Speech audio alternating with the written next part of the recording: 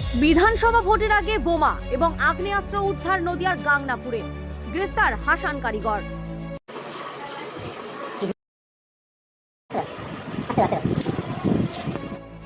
নদিয়ার গাংনাপুর থানার পুলিশ গোপন সূত্রে খবর পেয়ে আইসমালি পশ্চিমপাড়া অভিযান চালিয়ে বয়স 53 হাসান কারিগর নামের এক ব্যক্তির বাড়ি থেকে একটি আগ্নেয়াস্ত্র এবং 4টি সকেট বোমা উদ্ধার করেছে।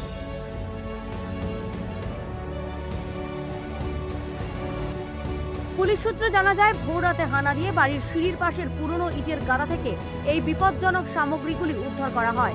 অভিযুক্তের বিরুদ্ধে আগেও একাধিক অপরাধমূলক কর্মকাণ্ডের অভিযোগ রয়েছে বলে জানা গেছে।